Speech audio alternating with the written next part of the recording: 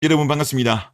이번 영상은 한국 여자도 안 되는데 너희 도태남들이 외국 여자한테 먹히겠냐?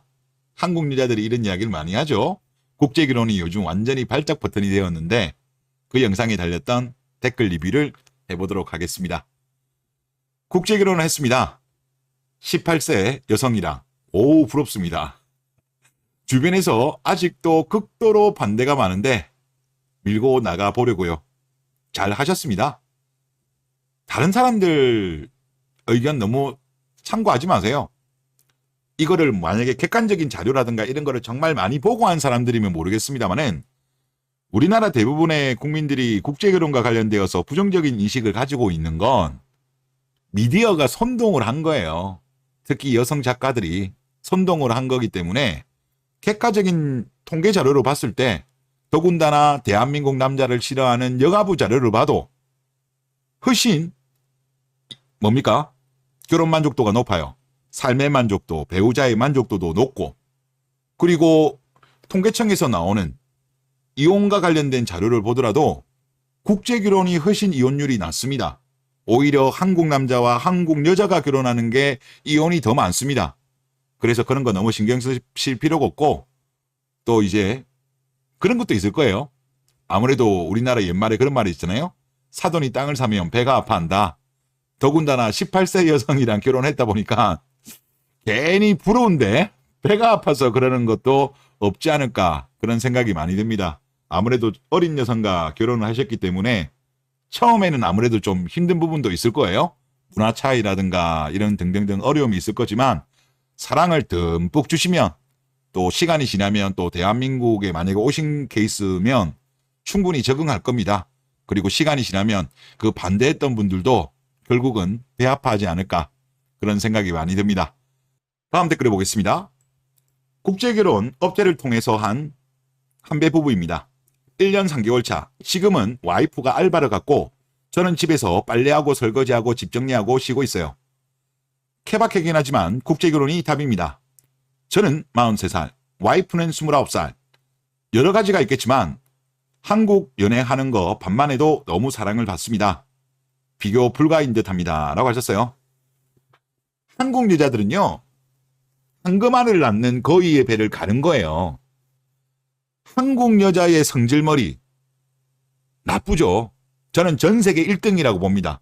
한국 여자만큼 남자들한테 과도한 요구를 하고, 그리고 가장 늦은 나이에 결혼을 하고, 그리고 결혼한 이후에도 남자들을 고마워하지도 않고 존중, 배려, 감사가 없는 그런 거는 한국 여자가 제가 볼 때 1등이에요. 1등. 이거를 받아줄 남자는 전 세계에서 한국 남자밖에 없습니다. 그런데 그런 한국 남자한테 너무 과도하게 갑질을 했죠. 그래서 더 이상 한국 남자들도 한국 여자를 이제 거부하기 시작했어요. 한국 여자들이 과거에 한참 한국 남자를 내려치기 위해서 갓양남, 한국 여자들은 인기가 많다, 이쁘다 그러면서 양남들 만나겠다고 자기들끼리 정신승리했던 적이 있거든요. 근데 요즘은 그런 이야기 전혀 없죠.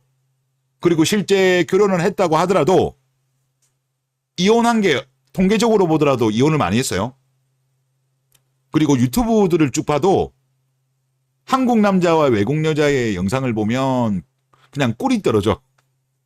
그런데 한국 여자와 특히 양남하고 결혼한 케이스들의 영상을 보면 이혼 엔딩이 많습니다.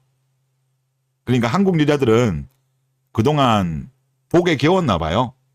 그리고 이분 말씀 중에 저는 이 부분을 한 번 더 봤으면 하는데, 저도 이제 많은 분들이 댓글을 달아주셔가지고 들었던 내용 중에 한국 연애하는 거 반만 해도 너무 사랑을 받는다, 이야기를 정말 많이 하세요.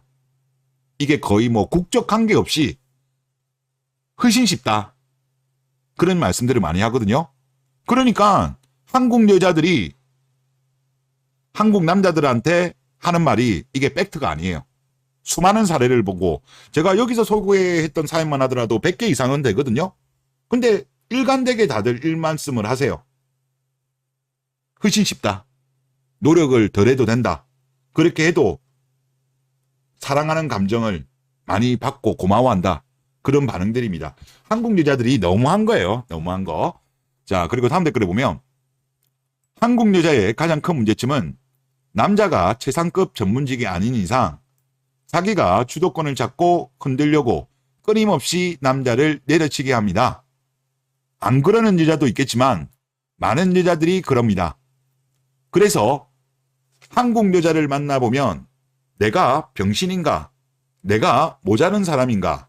이런 생각까지 들고 자존감까지 떨어집니다. 이런 말씀을 하셨는데 이게 가스라이팅이죠. 그리고 TV에서도 가스라이팅을 많이 하죠. 대한민국 쓰레기 미디어라고 저는 봅니다. 그런데 이 가스라이팅을 제가 네이버에서 가져왔어요. 이 정의를 우리가 한번 되새겨보는 것도 좋을 것 같습니다. 자, 거부, 반박, 전환, 경시, 망각, 부인 등 타인의 심리나 상황을 교묘하게 조작을 해서 그 사람이 현실감과 판단력을 잃게 만들고 지금 이런 거죠. 이렇게 판단력을 잃게 만들고 이로써 타인에 대한 통제 능력을 행사하는 것을 말한다. 이는 정신적 학대의 한 유형이다. 서양 남자들이 이런 생각을 많이 한대요. 한국 여자들을 하는 걸 보니까 이거는 학대다. 이런 이야기를 많이 하거든요. 가스라이팅이 학대예요. 그리고 이런 거는 친구, 연인, 가족 등 친밀한 관계는 물론 학교나 직장 등에서도 주로 발생한다. 연인 가족에서도 발생한다는 거죠. 그리고 가스라이팅의 가해자는 피해자의 자존감과 판단 능력을 잃게 만들고 댓글 쓰신 분도 그 말씀하셨죠. 자존감이 떨어진다. 내가 병신인가?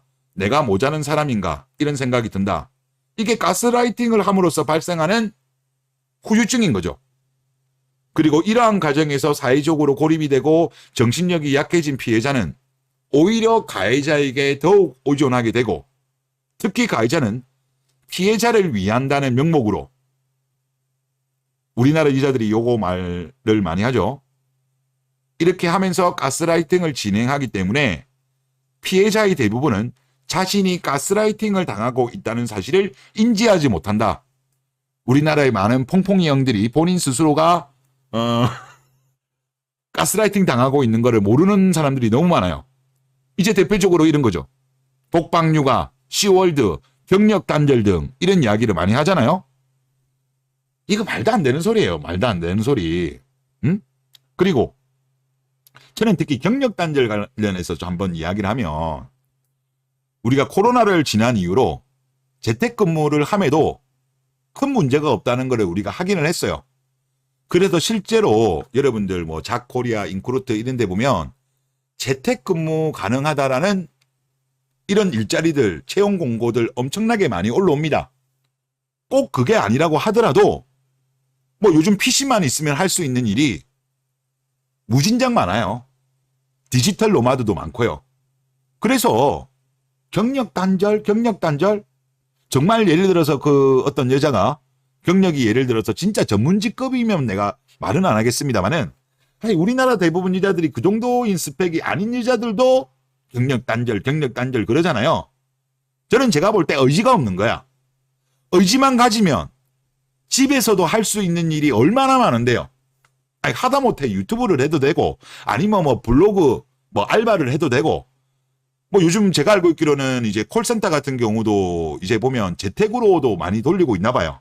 그리고 뭐 일주일에 한 번 정도를 뭐 가고 이런 유형으로 그렇게 유연하게 하는 일자리가 지금 엄청나게 많아요.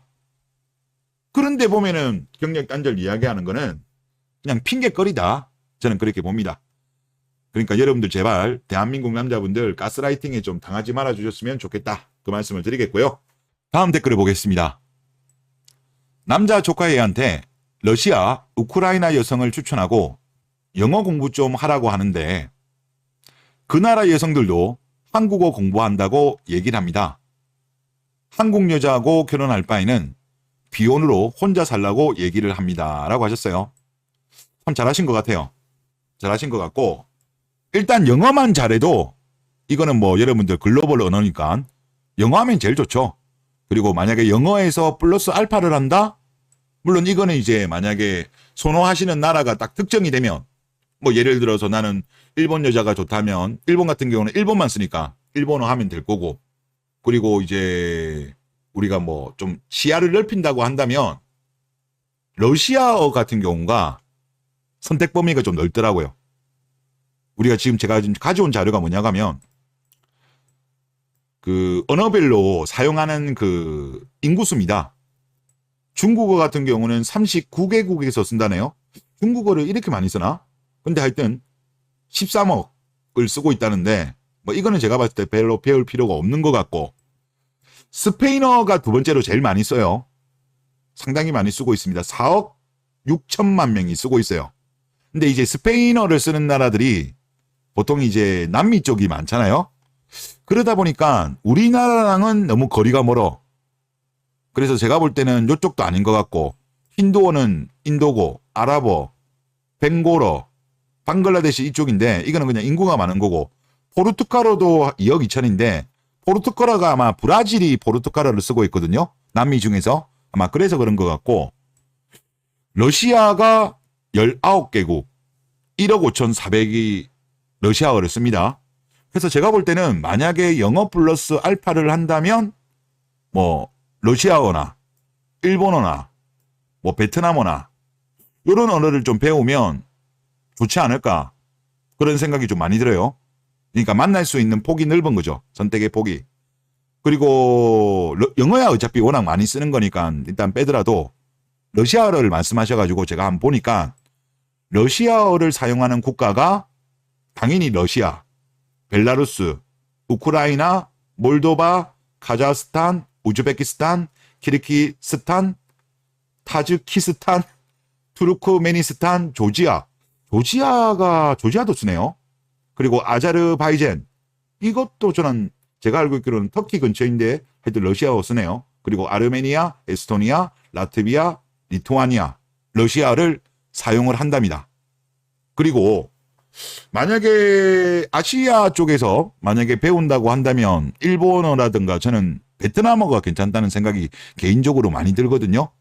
물론 이미 취업을 하신 분들 같은 경우야 크게 관계가 없겠습니다만은 뭐 그게 아닌 부분들, 뭐 취업을 준비한다든가 뭐 나중에 뭐 사업을 생각하신다든가 그런 분은 베트남어가 좀 괜찮지 않을까라는 생각이 제가 좀 많이 들어요. 왜냐하면 뭐 베트남이 지금 우리나라가 많이 진출해 있잖아요.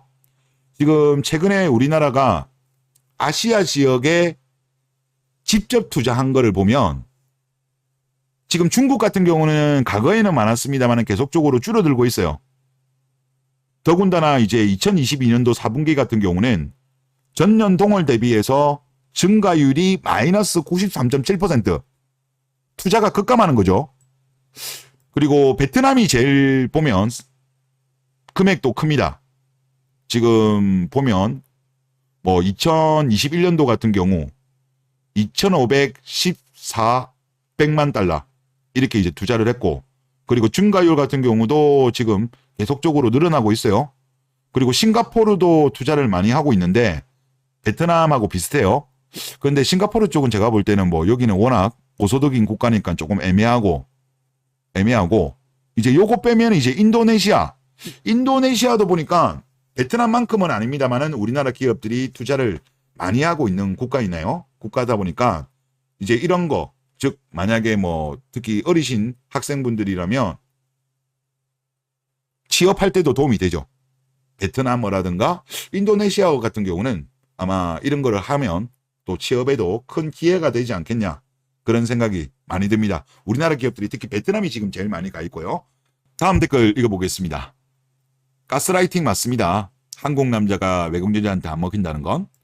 저도 30대 후반에 일본 여자 3명 만나봤고 40대인 지금 홍콩 여자와 결혼을 준비하고 있습니다. 일본 여자 3명은 20대 중반 평타 이상이었고 홍콩 여자는 20대 후반에 아주 예쁘고 상냥합니다. 얘네들은 가치관 자체가 다릅니다. 첫인상, 외모가 플러스가 될 수는 있지만 정말 못 봐줄 정도가 아닌 이상 아무런 문제가 안 됩니다. 오히려 재치 있고 배려하는 것에 매력을 많이 느끼는 것 같습니다. 웃겨주면 아주 좋아해요. 그리고 나이를 크게 따지지 않으니 자신감을 가지고 도전하세요라고 하셨습니다. 그리고 여기 가로를 좀 쳤는데 일본은 지금은 아닌 듯합니다라고 했어요. 최근에 한국 남자들이 많이 달려가고 우리 또 버거영 같은 경우도 패스트포트 브로스에는 일본이 들어가더라고요. 그래서 그런가 하여튼 뭐 좀 바뀐 것 같아요. 하여튼 이런 것 좀 참조하시고 뭐 비혼을 하시든가 국제 결혼을 하시든가 저는 그런 쪽이 오히려 여러분들 인생에 도움이 되지 않겠냐 그런 생각이 듭니다. 네, 이번 영상 여기서 마치겠습니다.